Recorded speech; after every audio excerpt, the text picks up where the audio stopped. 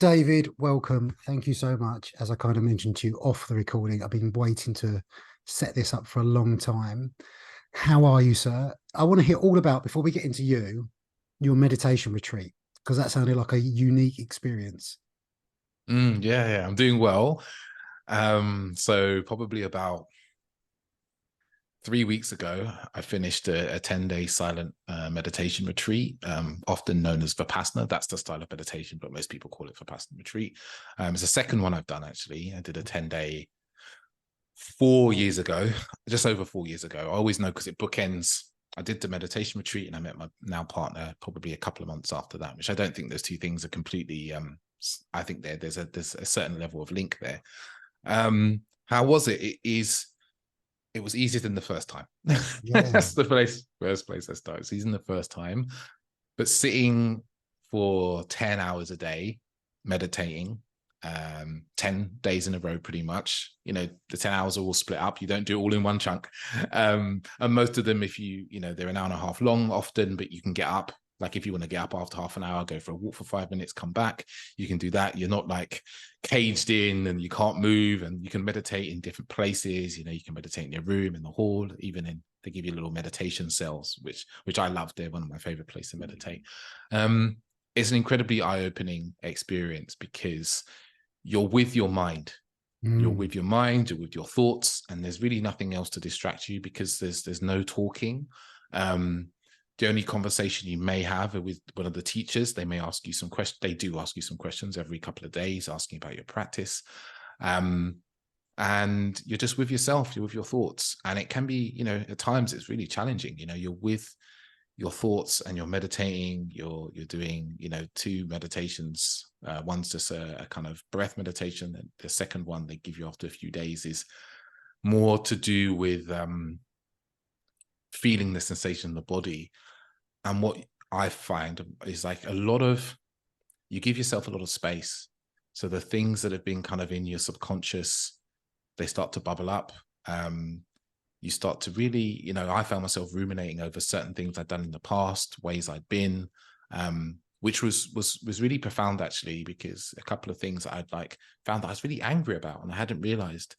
And then I allowed me to really look at the situation from different angles and take a lot of responsibility myself instead of being angry at the person outside of me, to take a lot of responsibility, but it also just allowed you to really observe how your mind is by default, the way that it creates stories about people, the way it gets angry about small things and big things. And when you're there in the retreat, you start to see how much it's not about the other things, the other people.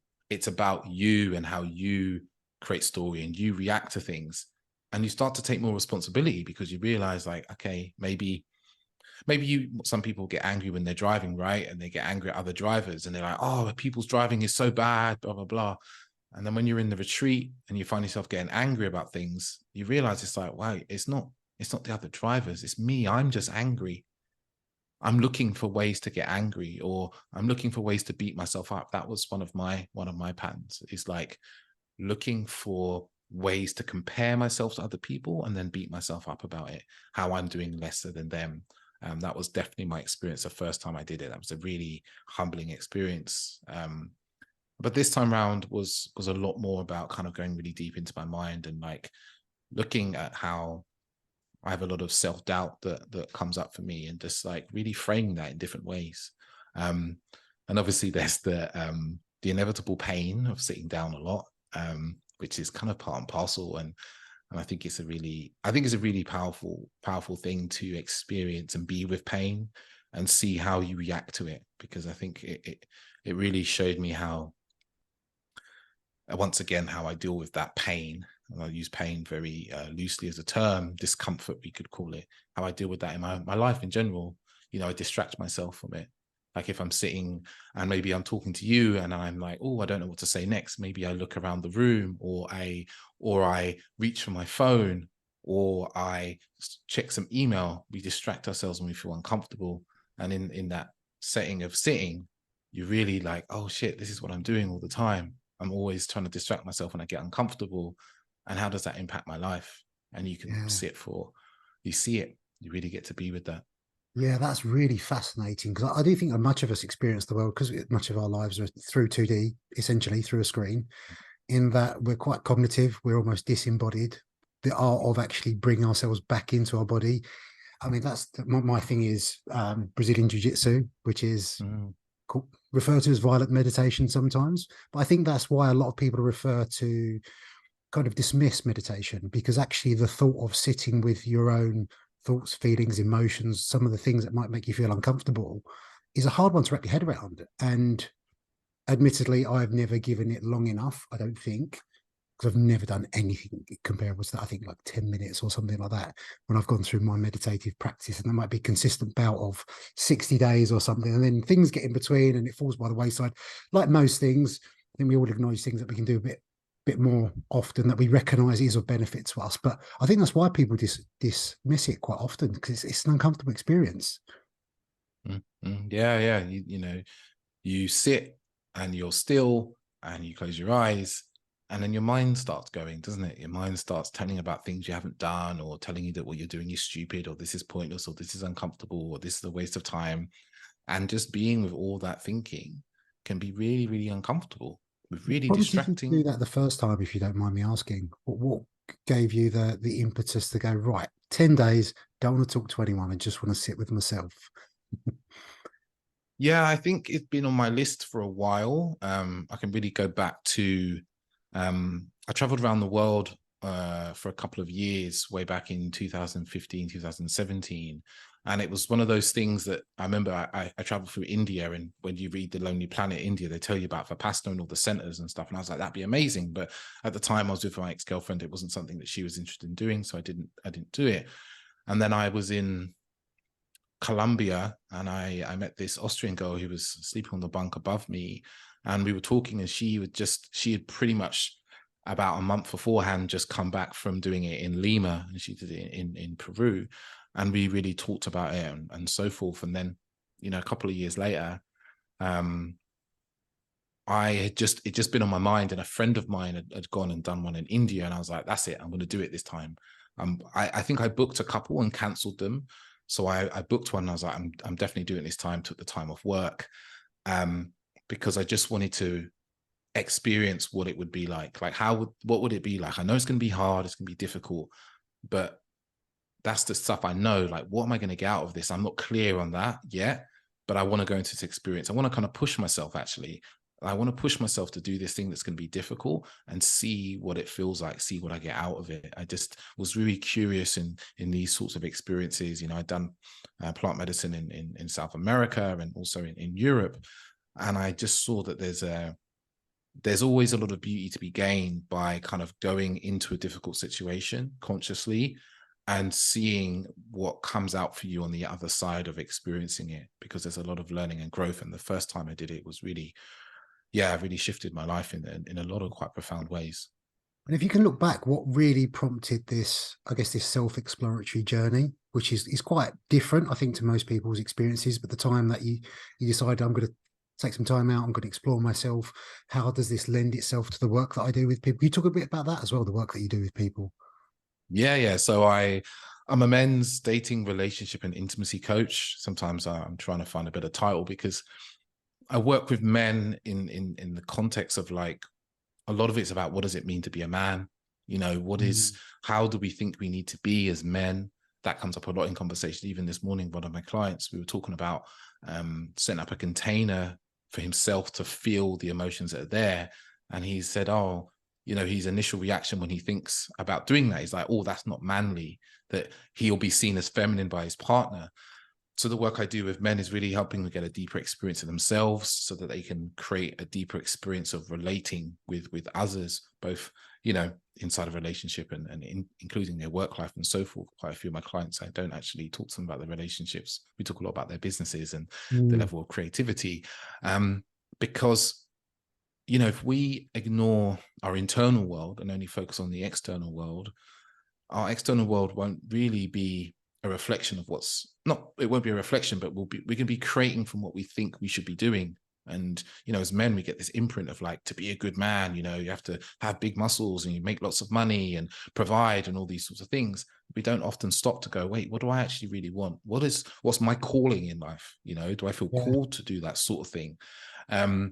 So I guess for me, there's been a long exploration. I can take it all the way back to a book I got given when I was 21 years old. A good friend of mine, so we are old friends, we don't speak as much as we used to, and she gave me this book called Conversations with God. And it was probably the first time I read a book that basically said that, like, you can be different from your imprint. You can be different from your parents. You don't just have to relive the life that they've lived. And I was like really taken aback by this book. Like, wow, wait a minute. So I can change who I am. I can change the way I think. I can change the way I act. And I remember just being quite, I read that book at 21 years old. I hadn't read a whole book since I was 13. You know, I just read bits and pieces, you know, you're trying to get away with it through GCSEs and A levels. And I was studying computer science, so I didn't really have to read whole books. And I read the book in a whole weekend. You know, she gave it to me, I think, on like a Thursday. And by Sunday, I'd read the whole thing. And it really opened my eyes to like developing myself. So I was reading a lot of books in those years in my 20s, going to various different types of workshops and trainings, not always as intense as I have done in the last few years. But I started to get really interested in how people relate. You know, the dating world became really interesting to me because my own dating life wasn't where I wanted it to be. So I was interested in how do we relate? Why do people respond the way they do? Why are they drawn by people who are having fun and smiling and engaging? Why do I feel fear when I see someone that I'm attracted to? And I just got really curious about all this stuff. And then I guess my curiosity never went away. I read a lot of books about the mind and how we think and subconscious and all that kind of stuff. And then I guess after my travels, coming back, doing plant medicine, I just became really acutely aware that people were unhappy. You know, I came home and a lot of my friends that I reconnected with, they were like, been going through divorce, serious depression, all these things by the time I was gone. And then that kind of led me, a friend of mine asked me to do a podcast with him. And that started off the podcast that I run now. And yeah, it's just kind of led to me being more and more interested in me and how I function. But also then seeing that I see the same worries and concerns in other men not knowing, like, you know, quote unquote, kind of who they are, but it's deeper. Like, how do they relate? They want to love, they want to find relationships, they want to connect intimately, but the actions they're taking to do that go against what actually will help them get there. And it's like, why are they taking those actions? Is it they just don't know, or are they is there fear, or are they confused? And starting to kind of delve into that with men I work with now, and then seeing that, you know, how we operate in relationship can often mirror how we operate in our businesses, in our work lives. Are we avoidant in relationship? Are we avoidant in our businesses? And just seeing that even the last few years, I've really delved into the nature of kind of our negative beliefs that we hold about ourselves, our subconscious, our shadows, and then embodiment, and how embodiment can be a really beautiful way for us to come out of, to really feel what it feels like to be in the end result that we want, you know, or what it feels like to be fully in fear, because often we might think about fear from a kind of heady way, thinking about it, but we don't embody the fear and allow ourselves to fully feel the fear that's there and feel the wisdom that could be there, and then allow us to let go of it. What we do is we just think about it and ruminate, and actually it makes us feel much, much worse. Yeah, we try to intellectualize everything, don't we? And I think societally, we're imposed so much growing up, that subconscious programming, whether that's based on a societal level, our peers, our parents, depending on whether or not you had positive male role models in your life. That's kind of how we create this male archetype of what it is to be masculine growing up. And I think you're right in that a lot of men do want to do better, or from a self-improvement point of view, definitely want to make themselves more work on their emotional granularity. I think that's, you know, we talk about men, we talk about communication, but it's often that not for a want of trying, they just aren't equipped with the necessary skills because they've never been taught them. So they do look to certain figures. And I think when we see, you know, not to point fingers at anyone in particular, but we see almost masculinity in a bit of a crisis at the moment, and the rise of incels and them looking up to certain people of status. It's rather than blame those individuals. I think the broader, greater question is why are men desperately looking for male role models, and how have they formed these beliefs about themselves over all these years? Where did your own ideas around masculinity and what it means to be a man kind of form? Can you tell me a little bit about your growing up, if you don't mind? Yeah. So my life was devoid of any male role models that I looked up to. It really was. My father is, you know, when I was in my teens, I really hated him, to be honest. My parents they were together up until I think I was about 3 years old. So I have no memory of them living together and being together. But my dad is, I'd say, incredibly emotionally stunted, struggles to express himself. He's full of assumptions about other people, himself. And that's meant that connecting with him is very difficult. He can be very charming. It's very interesting in the ways that I have a cousin, for instance, who loves my dad. He's like, oh, I love my uncle. He's so much fun, and blah blah blah. And there was a time that I actually met up with my cousin when I was in Vietnam. He just happened to be in Vietnam at exactly the same time in exactly the same place as me. And I said, yeah, but imagine that your uncle, my dad, was your dad, and the things you want from your dad, you know he can't do. And he paused for a moment. He was like, shit. Yeah, he's unreliable. Like he doesn't nurture, he doesn't express how he's feeling, he doesn't really ask about how you're feeling. I was like, yeah, all those things I didn't get. And then my mum got married when I was 8 years old to another man, my younger sister's father, and he was no better. And he was even more disinterested. So I had all these men that I was in close contact with who were disinterested, really disinterested.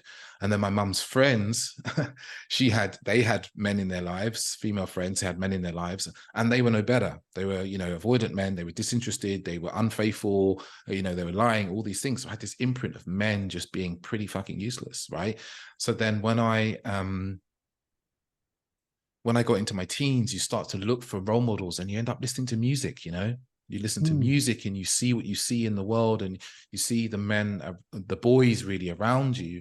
And I think I kind of got this kind of subconscious message that, how do I be a man? It's like, oh, well, you just sleep with lots of women and that's fun. And other men, they look up to you when you do that, and I'm getting kind of brownie points in other men. So I found myself in this cycle of a lot of sex, a lot of casual relationships through definitely, from like 18 to, 25, 26, 27 years old. Like, and it was just, I thought that's what it is to be a man: make money, have lots of sex, have women be interested in you. And that's the important things as being a man. And, some of that was informed by the fact that growing up, money was not plentiful at all in my household, actually. And it was a very difficult topic. So I was like, I need to make money and I need to be free to do what I want. That's a big thing for a lot of men. So I was informed by these messages, and I think I probably got to about 29 and just felt not unhappy. I'm sure a lot of your listeners can resonate with this. I wasn't unhappy with my life. My life was good. I had like a 6-figure plus paying job. I was freelance, so I only worked 10 months a year.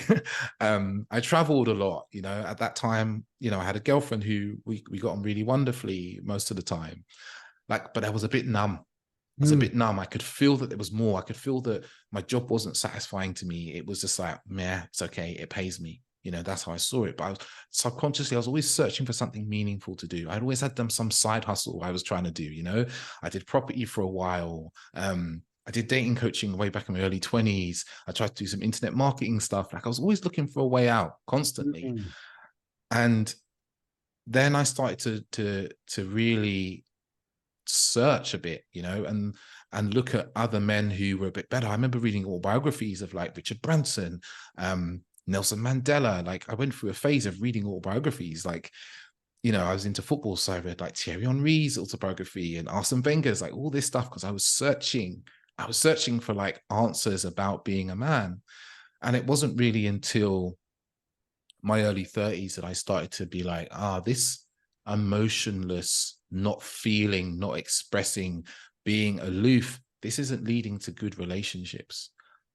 And is this hurting me anywhere else in my life? And, I stumbled across, I did plant medicine, and that really helped. It cleared away a lot of like what was stopping you from expressing. And then I had a lot more work to do in like learning to express, learning to really wildly express like love and joy. I was very charismatic and I could woo women, anywhere in the world pretty much at this point in my life. But like, to get in a relationship and do that relationship stuff of nurturing a relationship, nurturing like deep intimacy inside and closeness inside a relationship was really difficult for me. And I say a lot of that struggle just came from what I grew up with, like not seeing intimacy, not seeing closeness. And it wasn't, I guess, until kind of post Me Too that I really started putting some questions to the way I'd been as a man, because it made me look at myself. I remember having a conversation with a few friends. We sat down and I was like, you know, when we look at some of the stuff we're hearing from the Me Too movement, like I said to him, I was like, do you look back and question some of your behavior? And everyone went kind of quiet and solemn. And we were like, yeah, you know, like we didn't, no one taught us about consent.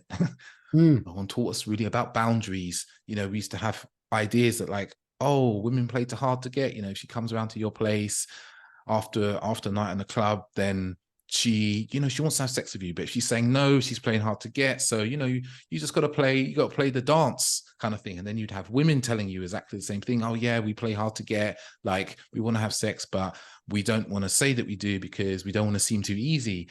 And, you know, it makes you kind of look back and really worry, because that was one of the things that came up for me in Vipassana was like, is there a woman out there in the world that believes, thinks, or feels that I raped her or that I coerced her into sex? And I sat with this question for a number of days on Vipassana, thinking about this on and off. And I come to the idea that like I feel my intention has always been good, to co-create a loving and fun experience for two people. But I can't control someone's perception of the situation. You know, they have their perception based on their experiences and so forth. So there well could be someone out there in the world that feels that, woman out there that feels that in the world. And if that ever comes to me, then I must deal with it accordingly, not to kind of dismiss it, but to understand like, what was your experience? This was my experience. And also I had to kind of come to peace with that's a possibility that could happen without being defensive. Like, no, that couldn't happen. They must be wrong. It's like, no, I am a coach. I understand how people can look at the same situation, have completely different perceptions of the same situation. And I feel it was important for me in that moment when I was a pastor, just to like acknowledge that, like, you know, I look back and look at, you know, consent. You know, we used to go get drunk, come back to someone's house, you'd have sex, wake up in the morning, have some breakfast, laugh, joke, and leave. No one thought about really saying, oh, do you actually want to have sex? Like, how far do you want to go tonight? These weren't conversations that we were having. And I had some with my female friends about this not too long ago. And they were saying to me, like, wow, there were times I wanted to say no, but I didn't believe that I could say no. And the man didn't know I wanted to say no because I never said to him that it was a no. So we both had sex, and maybe he didn't really want to, and I didn't really want to. And like, there's that sticky area of like the very gray area of that. And actually what's been beautiful is learning obviously about consent and boundaries and so forth, where, you know, I would say probably in my mid-20s, I had an experience with a woman where we were about to have sex. I remember looking at her, she was on my bed, and there was just a feeling I got. I was like, she doesn't want to do this. She doesn't want to do this. So I kind of backed away and I lay next to her, and she was like, oh, you don't want to? I was like, no, it's cool. I'm feeling quite tired. Like, we can just cuddle and kiss. And in the morning, I think it was either we talked about in the morning or she messaged me afterwards just saying thank you, that she didn't want to, but she didn't know how to say it. She didn't want to annoy me or make me angry. And I was like, I would never get angry. You can always say no, type of thing. And I think that really opened my eyes in my kind of mid to late 20s to like, oh, people don't always say no when they want to say no, right? They might go along with things, especially sexually. So I kind of maybe changed a little bit of my own behavior in that point, but just from that experience. But you know, before that, it wasn't something that I didn't have a father to sit me down and go, well, you need to be really mindful. Sometimes women will people please and so forth. It wasn't kind of a thing in conversation. I think from a connection standpoint as well, because I always like to bring this back to health and well-being, is emotional well-being is such a huge part of that. And I think a lot of the messages that men are exposed to, especially, is when we seek intimacy, we don't understand the spectrum of intimacy, and we see it as one thing, and that's often sex.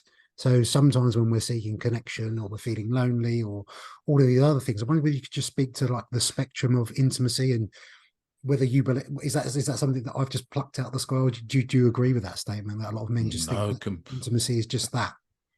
No, completely agree. And I think one of the problems more than anything is that the word intimacy, if you look it up in the dictionary, it tells you it's a euphemism for sex. And I think that's the first kind of problem, should we say, we have, is that like the word intimacy is about closeness. Mm. It's about closeness. It's about closeness. So it's like the act of closeness. So intimacy, now when I really talk to my clients about this, and it's particularly important, I see, in relationships where sex starts to dwindle massively, is this spectrum of intimacy. You've got, obviously, there's a sexual intimacy that we're used to. I'm not going to reel off all of these. I did read somewhere recently, it's like 12 different types of intimacy. Okay. We've got sexual intimacy, we've got physical intimacy, like physical, non-sexual intimacy. We have things like conflict intimacy, like how close can we be in conflict? There's experiential intimacy. So it's like having experiences together that foster closeness. Spiritual intimacy, so that might be this sharing of spiritual ideas together about the meaning of life and so forth, or religion even, that can bring us closer together. Intellectual intimacy, the sharing of ideas and thoughts. Emotional intimacy, I haven't said emotional intimacy, which is one of the ones that I think as men often we are the least skilled in doing, because I know we did a podcast before, and it's like the idea of the man box, and that men are taught that all emotions are basically feminine, and that we shouldn't involve that's what girls do. Girls do emotions, boys don't do emotions. They do action and success. So that kind of grooms us out of the skill of emotions and empathy. But emotional intimacy is so important for a relationship to thrive. The ability to be with your own emotions and to be with your partner's emotions and stay curious and connected is really the lifeblood of a relationship, in my opinion. So there's so many different types of intimacy. I can't even remember them all, but there's so many different ways for us to experience closeness. And that's the thing. It's like, how can we experience closeness with another person? Like, we can experience closeness because I'm sharing about my life and so forth, and we're here present with each other. That's a way that we can share closeness. Or you can do it with an intimate partner. You can do it physically, and that might just be holding hands. That might be the simple act of holding hands, or an arm around the shoulder. Or we can do it with our children. Kids love physical contact. They love even a little bit of like playful conflict, and playfulness, and that's a way that we foster closeness. But so many of these areas of closeness, as men, we don't know how to foster. We don't know how to cultivate them in intimate relationships, but also in friendships as well. Because often in male friendships, there's a lot of kind of quote unquote banter, which is it can be a playful form of intimacy. But if that's the only form of intimacy, how do you have a problem? Because there'll be moments where another type of intimacy is required. Like maybe it's emotional intimacy when your friend comes to you, you've had an issue. But if you only know banter and playfulness, you respond with banter and playfuls to everything. And there's times like you basically become that person who has a hammer and sees everything as a nail, when actually what you need is a whole toolbox. And that's creating range so that you have different tools for different moments to create closeness and intimacy with people. And you might move between them quite rapidly. It's something I talked to quite a few of my clients about. I did a seminar for my partner, also for her women, and we talked about the importance of being able to move between playfulness and empathy and seriousness, because it's a beautiful kind of polarity to move between. But often as men, we don't have the tools, or we're scared to be, we don't know how to feel, we don't know how to express, we get overwhelmed by someone else's emotions, or we get overwhelmed by our own emotions as well. So it's when we don't have the right tools for the job of relationship, of intimacy, relationships become very difficult. And some men just check out and they're like, I don't do relationship, and I was definitely, it was definitely a point in my life where I was like, I'm never getting in a relationship again.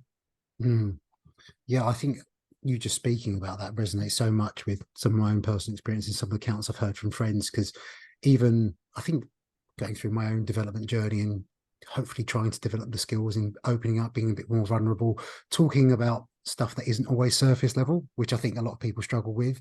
But it's also understanding that people grow at their different rates, because we often speak to men about communicating, but it's communicating with a trusted party, and it's really difficult to be vulnerable with no vulnerability reflected back at you, because a lot of men aren't equipped with the listening skills. So if you have got you're really trying to open up your hearts on your sleeve, and then kind of you are having bants thrown in your face. It's really difficult to cultivate that sense of trust. And rather than try that again at the risk of being humiliated, I'm just going to withdraw. Like, I know there's, although I know I'm unhappy with this classic male archetype way of being, that provides some predictability and safety, in that I know that's widely accepted by other men.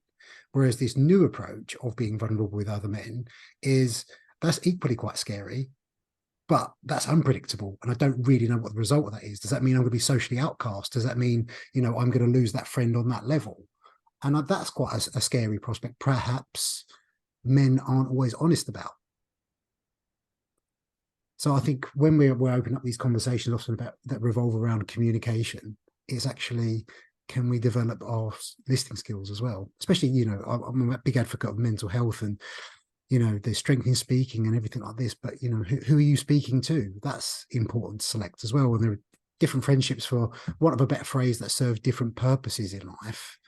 And it's accepting for what people have the capabilities for. I know some, and are close to really good school friends of mine still, but perhaps I know they're not the person that I will share most intimate insecurities with because of how it might be dealt with. That said, there are other people I know that I can go to for that sort of thing. So, we're talking a little bit more about intimacy between other men. I'd really like to delve into intimacy, and I guess from more of a like heteronormative point of view. That's all I can reference. That's all my limited life experience allows me. And my understanding is, you've got a significant other, and you can probably attest to some of that as well. Yeah, definitely.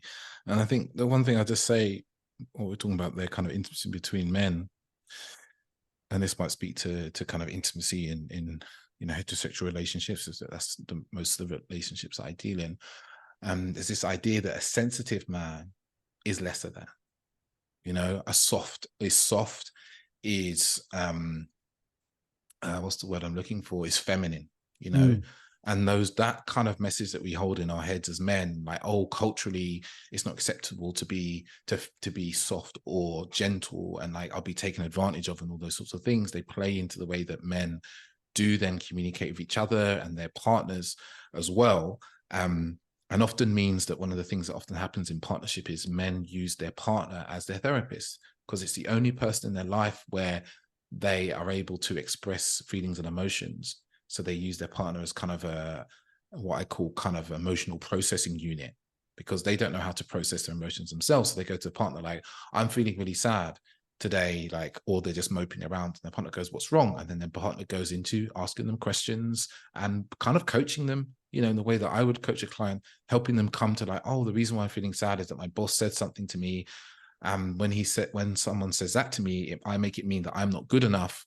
And oh yeah, that I'm not good enough story comes up a lot, and that comes up because my father was never there for me, or he was really critical. And then the man's like, oh, cool, I get it, great, and they go off. But they use their partner to do that all of the time, and that becomes really draining on the relationship. And it's why we should have different areas and different people to go to. But in the realm of intimacy, it's like, we grow up, and I talk about myself and the men that I know of, we grew up with this very, very narrow band of what intimacy is. I was watching a series of my partner, I think it's called Insecure. It's like a HBO series, and it's quite funny. But one of the things that we were laughing about is like, every time there's a sex scene, it's very just like, wham bam, thank you, ma'am. Yeah. It's always like, as I called it, it's like, oh, it's always the beat down, It's always the beat down, like boom, boom, boom, boom. There's very little like kissing and caressing and talking about what you're gonna want, or all this thing. And that's what we grew up with, right? We listen to music, like I grew up listening to a lot of like rap music and like garage and grime and stuff like that. Yeah. And the way that sex is talked about is like man doing thing to woman, right? Yeah. Man doing to woman. Like, and the words that were used, right? Bang, smash, beat down. They're all quite violent terms. Yeah. We're laughing about it, but they are. And so much what you say resonates as well, because, I grew up in a similar environment. I had no positive male role models in my life. And I guess what I looked to, exactly as you, I grew up listening to rap music. I was a bit of a comic book geek. So that embodiment of what it was to be a protector, a provider. I wanted to emulate that in some shape or form. And if you didn't, you'd feel effeminate. I was quite a sensitive kid. And I think I got very good at suppressing that through my 20s, to the point that I didn't experience or feel anything. But that's a whole nother story. But you reference culturally as well. And all my family are Northern Cypriot. So very much culturally amongst the Turkish Cypriot community, men are a certain way that is accepted, perhaps what I wouldn't do, or wouldn't associate as the norm, but accept that culturally that's what it is. So there's often, I find that with my heritage, there's a clash of beliefs there, like essentially, and I'm not speaking for all Turkish Cypriots here, by the way, if anyone listening is Turkish Cypriot as well, but essentially like men get on, do as they please, they go to work, they expect their food on the table, clean my dirty underpants. If I want to go off and womanize, you just deal with that, and we look at other heroes that a lot of boys grow up in a spice bit. James Bond, it's like a Yeah. womanizing sociopath, but round of applause for him. Let's be like James Bond. Yeah, so it's interesting what we're exposed to and how we formalize these beliefs about that. I guess if you had some advice, is it this inner discernment you find that a lot of men experience? Just recognize that, do you know what, this doesn't align with me personally. This doesn't feel authentic to me to be this emotionally suppressed, stoic, stiff upper lip kind of person. That actually I want more. What occurs is that as men, we want to be successful, right? We want to be successful. We look for the blueprints of success. Like who's done it already? Who can I look at who's successful, right? And we grew up with, and movies have it in it. The Terminator movies, we see like doesn't barely speaks in Terminator. No one knows it. No one remembers the fact that he didn't know that many lines of English at the time and so forth. But like we saw a lot of these super stoic men. James Bond's a good example, especially if you've watched the movies. The books that I think I've read all the books, so they're slightly different. He's a different character in the books, but like we grew up with these stoic men who would, like you said, they would womanize, they would have sex with who they wanted to. And also remember, like James Bond would walk into a bar, see a woman, and basically say about 5 words. And then the next scene was them in bed. It was like Impossible standards. yeah, impossible standards, right? So we had all these things kind of programmed into us. And then we have culturally, like, my parents are Jamaican, right? So culturally, you think of dancehall music and it's a highly sexualized brand of music. Dancehall is highly sexualized. We've had Not All Carnival not too long ago, and when you watch, it's like the dancing is highly sexual, right? It's a very sexualized culture. Yeah. Very. And it's the same, the music it carries, the music influences people's thinking. It influences people, how they relate to each other, how they talk to each other. So it seeps, all these things kind of affect us. So what I see is men who, they're looking for a blueprint. They see these blueprints of success. There might be musicians, there might be movie stars, there might be entrepreneurs. And they're like, okay, to be successful and have what I want, I need to be like that. What we don't see that much of is blueprints of men. I use Will Smith as a really good example. And I use an example, unfortunately, what happened at the Oscars is really unfortunate, because I think he was a very good role model. And I still believe he is. Role models don't have to be perfect. Right? Role models don't have to be perfect. Yeah. And a role model who's willing to apologize and take responsibility is a very good role model as well. So I still stick by Will Smith. Will Smith is very open, very honest, very emotional. You see he talks about the aspects of relationships, the good, the bad, the difficult, the intimacy, and all sorts. So I think he's a good role model for people. And also to discern, like, okay, there's some things about him that are not great, like, slapping someone on live TV over a joke. We can get into that details of that another time. It's not how you want to be as a man, right? And also he's owned up to that. The thing is that we're not always in touch with our inner world to go, this doesn't feel good, because we spent so much time overriding what doesn't feel good, because we've been taught that what we feel isn't important. We get taught this through schooling. We get taught it by our parents. We go to university and we go to work. And I think work is one of those places where, if you've been in the corporate world, I've worked in corporate environments for a number of years. Like things happen, you're like, well, that doesn't feel good. Like that. But we're told, no, follow the process. Follow the process. The process is okay. Follow the process. Or maybe we see things in our own life, or our family, in our countries, and within the government, or, you know, we see in our own family, for instance, you know, I take it from my own life. Like, my mum found out that her husband was cheating on her when I was about 15. And I was like, that doesn't feel good to me. And my mum's like, stay out of it. You know, stay out of it. And she's right to say that. I was 15 years old and I just wanted to hit him with a cricket bat, you know. But it's like, I've been told to override what I'm feeling, and no one's talking to me about what I'm feeling. No one's acknowledging my feelings as important. And then we learned that we shouldn't acknowledge our feelings as important. We should just do what the blueprint says, follow the process, follow what other people are doing. And then we take that into our own lives. So we stop really being able to know what we authentically want. But these messages shout at us, you know, if like, when we're struggling with our mental health, it's a sure sign that somewhere we are not following what's authentic to us, right? This has been my experience of when I suffered from depression. It was like, I wasn't speaking up about how I was feeling. I wasn't like going, hey, this job I'm in is really unsatisfactory for me. I need to leave this job. You know, I was like, oh, I have to do this job. I've got no other choice. There was a part of me that wanted to talk to people about how I felt, but I was like, no, you can't talk to anybody because they'll think you're stupid or they'll fire you for speaking up. You know, there's an authentic urge that comes through, and then there's a narrative story that I've absorbed from the world about how I should be acting. And I believe, not in all cases, but definitely for myself, like when I had the biggest troubles, it's like, I'm not following the authentic voice that's there. Now, the difficulty can come when we're not in touch with our kind of authentic voice, our authentic wants and desires and what's good for us, is we confuse what we've been told we should be doing or being with our authentic voice. Like, someone might go, oh, well, my authentic voice is like, I should stay and sleep with lots of women. Right? That's, oh, yeah, because that's what I desire. That's my desire. Like, that's what I want to do. So that's authentically what I should do. And, you know, I followed that desire for a number of years. And it wasn't one until I peeled back the layers of that in with some coaching and with a spiritual mentor of mine, when I started to see it wasn't that I wanted this lots of casual sex. What I wanted was closeness. I was confusing sex with intimacy. I was confusing the act of sex, of being physically close, physically inside of someone, in union, as I say to men I work with being kind of emotionally connected. I was confusing those two things because I didn't have access to do the emotional connection piece. And I think this is something as men, we don't get to peel back the layers and go, actually, what I want is closeness. What I want is to feel deeply connected to somebody.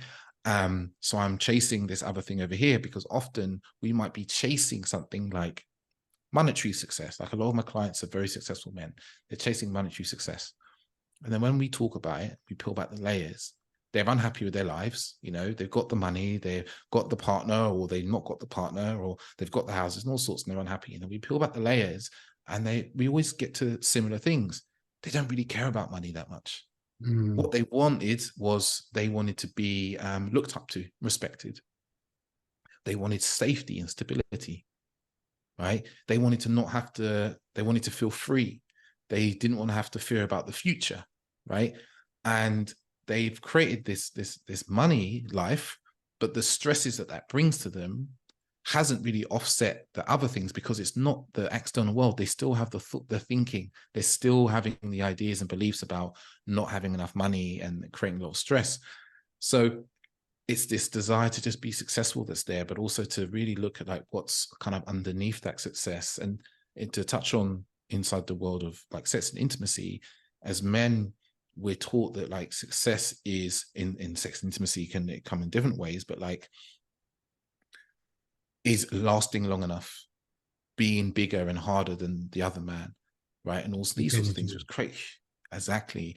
And it creates a huge amount of anxiety for us, because, you know, the truth be told, how many other men's penises have we actually seen in person? Like, in real life penises have we seen? Now, we've probably seen a few in the gym here and there, a few flaccid ones there, but where do we see hard penises? Porn. We see hard penises in porn. And what do we see in porn? Men that can have sex for as long as they want, right? Right, with the most beautiful women that we appear to see. and with the biggest penises, because they're not real, they're implants and all sorts, or in this day and age now they can do all sorts Oh, of there's stuff with so much. AI. Yeah, I mean, I speak to a lot of people about body image, and revolve around body image isn't just muscularity and leanness. It's this concept of masculinity being linked to size of your penis, your sexual performance, and I, I, I can assure you it's not my search history, but I've reached a certain age where I get hair replacement treatment ads and I get erectile dysfunction treatment ads. And when you're societally and from the media constantly having this stuff drummed down your throat, yeah, it's no wonder men are, I guess, trying to live up to these impossible standards. It just so happens to be, although we often talk about men, is like 75% of my listenership is actually female. I wonder whether you'd Mm, have some advice if you kind of, if there is a female listener listening to this now and they suspect that, their male partner wants to open up a little bit more, that there's something underneath the surface that they want to address in terms of intimacy, or they just want to ask in their own language, in their own communication style, on the way they listen, how to ask their man for more intimacy. yeah. So one of the ways that works really well is men respond to praise a lot. And I make men sound like dogs, but truth is that as men, we often respond quite well to praise. If Always our pats on part the head. exactly, like if our partner's like, oh, you're doing that, I love it when you do that. Like when you do that, it makes me feel so happy. It makes me feel so loved. It makes me feel so connected to you, and blah blah blah blah blah. You're gonna hear that and go, okay, I'm doing more of that. Yeah, Even if yeah. you don't consciously think of that, you're going to unconsciously think of that. So like if you're looking for kind of more emotional intimacy, that's one thing. Whenever you do hear your man expressing how he feels about anything, right? About how he feels about his job, how he feels about you, how he feels about life, like just praise it. Be really grateful for that. Don't judge it. Don't come in with judgment of like, well, no, I don't think you should feel like that, or that's not the right way to feel about that thing, and blah, blah, blah. Receive and listen. We talked about listening earlier. So listening and praise. Listening is probably the most underrated skill in relationships. That's my opinion. It's referred So to as a soft skill, listen. isn't it? Often, Yeah. it's like Yeah. not an essential like life skill. It's referred to as a soft skill. Mm. And Sorry, because we think, because we hear, because we have ears, we assume that we know how to listen. And like I work with couples as well, and I've seen so many instances where I've seen couples have a conversation and one person said something, the other person hears it and processes it through their narrative about themselves or the story they have about their partner, and they respond to the narrative, not to the words, right? And then we end up in these loops of like argument where everyone's trying to be right or trying to get the facts, but the fact that occurs is that no one's really listening to each other and what's being said, but they're listening through the lens of, through the kind of processing of their story about each other. So like listening is a really important thing, listening to your partner, and then being curious, asking questions that are actually curious questions, that are not judgmental questions, that are not kind of leading questions. When they do start talking about how they feel and so forth, like ask them about it. And when they say they don't know, don't necessarily try and give them a psychoanalytic opinion of what you think it is. Actually, allow the don't know. You don't know is a fine answer, because we can then work out what's in that space. In terms of like sexual intimacy, one of the biggest myths I see is this idea that in relationship, women's libidos dip and fall off a cliff in relationship. My experience of my clients is actually the opposite. I'm not saying it's always the opposite, but there's an even kill. I think what happens is, one of my thoughts on this is, if I keep cooking you dinner, this is an example. If I keep cooking you food, I cook you a meal, and the meal is average to unsatisfactory for you consistently, right? You won't want me to cook for you anymore. You might not even feel that hungry, right? And I believe that is very true for a lot of sexual intimacy and relationships, is that partners get together at the beginning and there's this like spark and chemistry, and like we ride the high of the chemistry and spark. And then we don't have to make any effort for that spark and chemistry. And then after that, you fall out the honeymoon period, and then you're into this normal period of just like being yourselves, showing your true selves a bit more and so forth.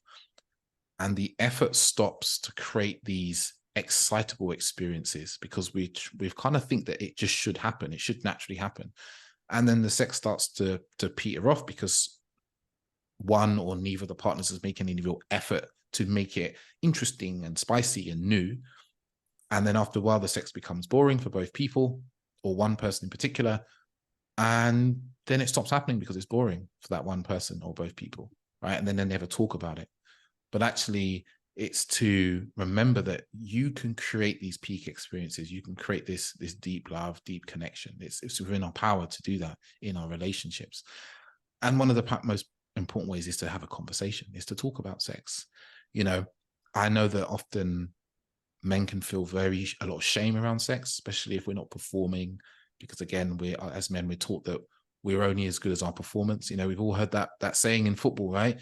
You're only as good as your last performance. And like as men, we kind of take that in, and first of all, to say that isn't true, but it's to start to have more conversations about what you enjoy, or what you used to enjoy. What was it that you used to love, that you used to do, you know, Yeah. like in the sex that you had, you know, and not as I it's a wonder hard how many one. couples have that. They have those open, honest conversations, just like in terms of preference, what they like and what they don't Mm, like. And, you know, much to your example you gave before about being in that situation where you weren't sure, you know, the woman that you was with at the time was into it, or, you know, and you felt naturally you had to step back from that. It's, are we opening up these lines of communication, but also from I think just from a basic unmet needs point of view, is if you're constantly in this perpetual cycle of having your needs not met.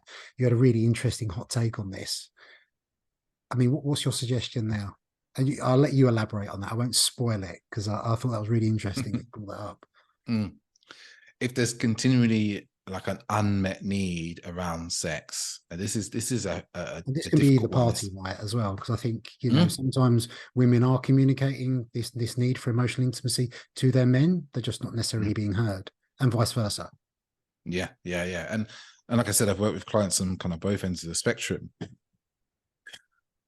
I when I work with men about this, if they're in a relationship and, for instance, their partners want to have sex for whatever reason, the first thing I go to is like, okay, what are the other areas of intimacy in your relationship? How's your emotional intimacy? Like, how are you tending to this? You know, are you expressing what's there for you? Are there any unresolved arguments and disagreements that you've just left to fester? Let's start to look at those. Like, how can you start to put some repair around those, right? um is also to, like, are you having great experiences together? Like, are you choosing to create good experiences where, you know, you go and do stuff together? We start looking at the environment. Like, how do you relate to your bedroom, for instance, where you commonly have sex? Like, is it just this place you both go and sit on your phone before you go to sleep? Can we change this? Could you start having date nights? Can you start creating some spontaneous experiences? Like, could you start expressing how you love her, what you feel for her, how you care for her? Is there some more physical intimacy day to day that you can start to bring in, and start to tend to all these areas to create more closeness and connection as well? And I love, as one thing I love to talk about, is like bringing back the energy of the beginning.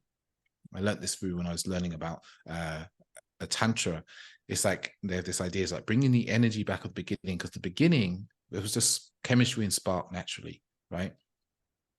And then that dissipates. But it's like, how can we bring back the energy of the beginning? Maybe there is some music that you used to dance to, or there's a place that you used to go. Maybe it's like a bowling alley, or you know, it could be any little things that can spark the mind into remembering those past beautiful, connected, loving experiences that you can kind of bond over again. Because we can kind of relight the fire, as the song goes. We really can. It doesn't have to just dwindle out, but we have to keep, you know, to use the analogy still, like, we have to keep putting wood onto the fire. We have to keep coming with wood to the fire to keep the fire going between us. It doesn't just naturally go forever. It takes some conscious effort inside of a relationship. And when it comes to the kind of emotional intimacy, you know, some of this is a lot about listening. You know, like, I think men do often talk. I just think that the people they're with don't always know how to listen to what they're saying. You know, sometimes what they're saying is triggering. Maybe they're talking about things they're unhappy about in the relationship or their job, and they don't quite know how to deal with it. you know. Mm. Like listening to someone complain and be unhappy for a long period of time can be frustrating. So Yeah, I it's suppose, listening. sorry to interrupt you, but a lot of this framing is perhaps how like women communicate with, for want of a better word, like avoidant men that are just not tiptoeing around this. They're just not addressing these things. But on that works the other way around, right? You could have this more emotionally attuned man that's trying to, communicate to his female other half that he wants some just more intimacy, not necessarily sex, but there's some unmet needs there. And I guess the hot take which you mentioned before is your advice for these people that are in these relationships where those needs, no matter how much they try to communicate it, just aren't being met. Yeah, yeah. Talking about almost the choices that they have.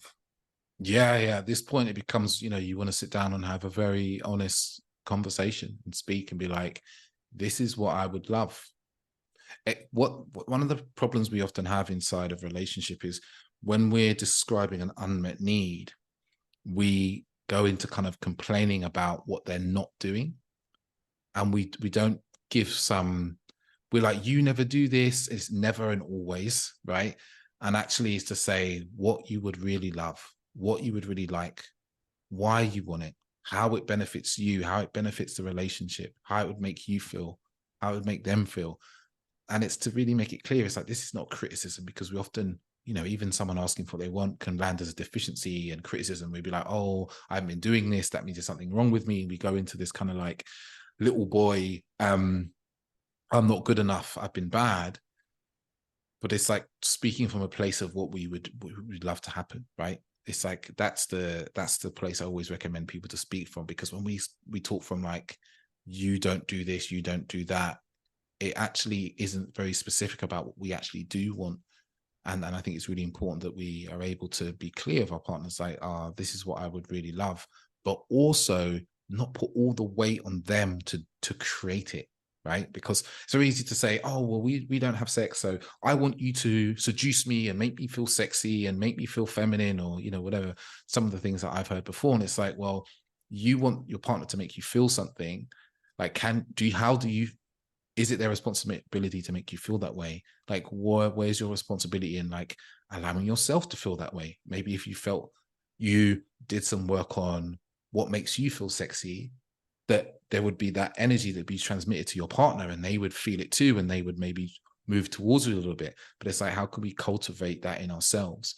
But I really come back to kind of communicating and speaking from a place of what we love, and also what we loved in the past as well, because it allows us to be specific and be like, I used to love it when you did X, Y, and Z.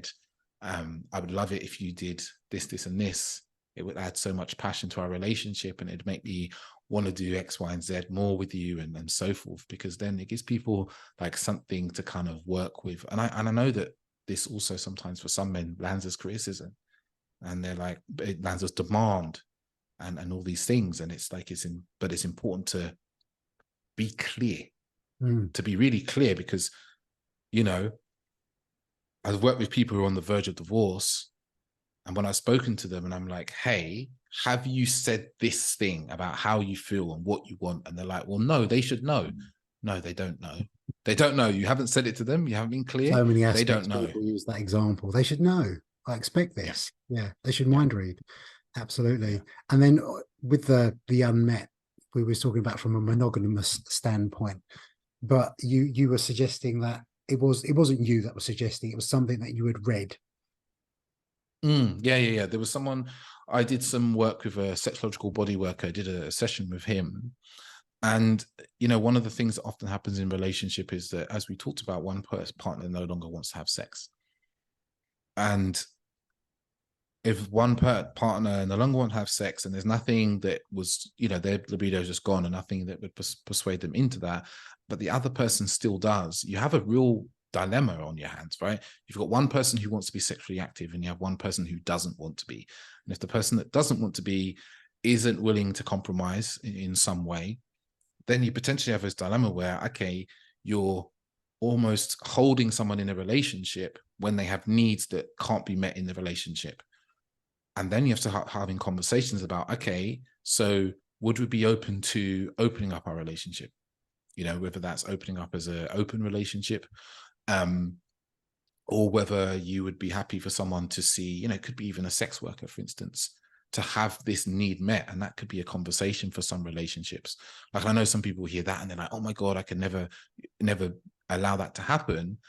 But it's that question of when we're in a relationship and there's a need that's not being met and the partner is refusing to meet that need, especially if it's a very like, not so reasonable need, because things are unreasonable and reasonable, but there's something that's very clear that they don't want to do, you know, sex, for instance, and it happens, you know, in relationships where one person just no longer wants to have sex.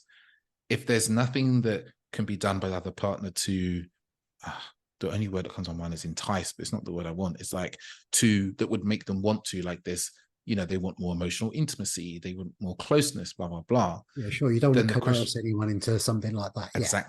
exactly. But it, you know, if there is a sexless element to the relationship, then we have to say, okay, what is it? Why don't you want to have sex? What is not present for you? What do you need to feel that you'd want to have sex? And often there can be safety. Safety can be a thing. Sometimes there's, you know, all the different types of intimacy that we've talked about, communication, all that kind of stuff.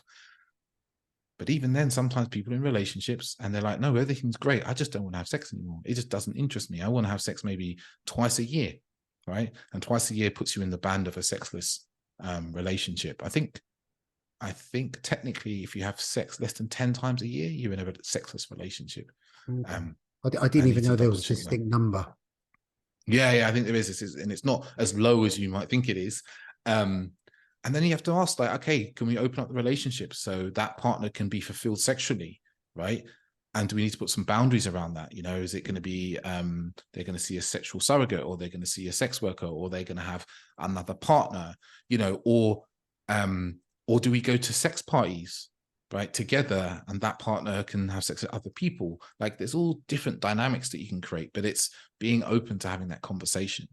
Like, I believe that that's probably on the rarer end of things, right? When it comes to sexless relationships, like some of the sexless relationships, I've worked with people where one of the partners experience a lot of sexual trauma, for instance, and sex is almost traumatizing for them to have, you know, and that can be worked through, right? That doesn't have to just mean, no, sex has to happen. Or where one partner is really resentful at the other partner, right? That's a very common one. One partner's severely resentful of a partner's behavior through the marriage or relationship, and no longer wants sex, and almost uses sex as a bit of a tool to bargain with.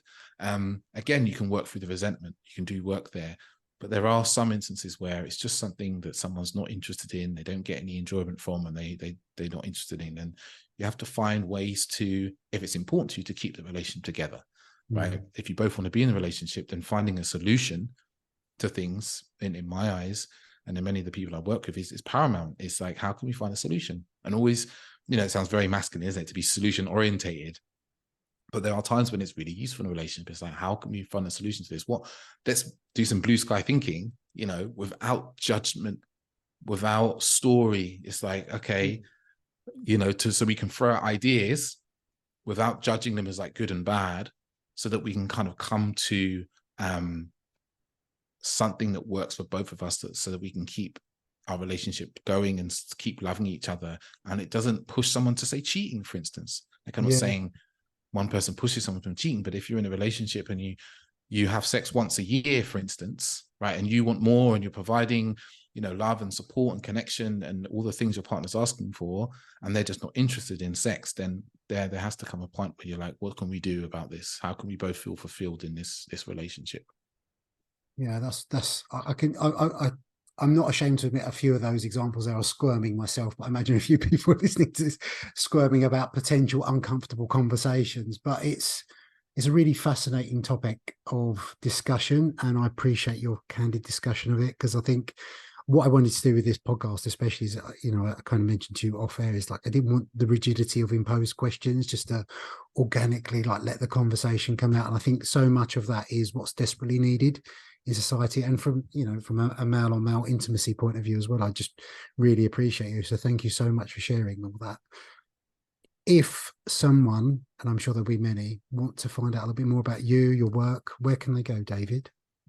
Yeah. So the first place I usually point people is Instagram, because that's the place where I'm most kind of active, and you can read through all my different posts about, you know, men, dating, relationship, intimacy, connection, and so forth.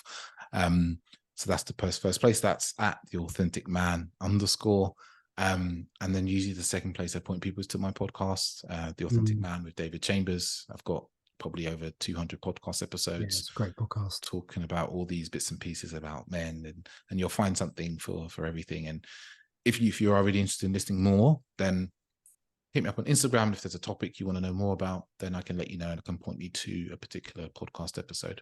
Yeah, because much of what you discuss as well, I think, especially I'm reflecting on mine, that, like, you know, I've been in a long-term relationship, and some of these things you just don't discuss. Like, I don't mean necessarily from only reflecting when there's problems. I'm not suggesting there's problems, by the way. Not that my wife will listen to this, but more that this you grow together and you grow at different rates, and sometimes your lines don't perfectly align together, and you veer off in terms of life priorities, work focuses, and things like that. But are you constantly having these conversations and reevaluating these things over time, which I don't think a lot of people do. And I think that is because there's not a lot of discussion around there. So I thank you again for your time. If anyone has enjoyed this, please do your due diligence, share on Instagram and all that stuff. It's the only way it reaches more people. So yeah, thanks again for your time, David. You're welcome.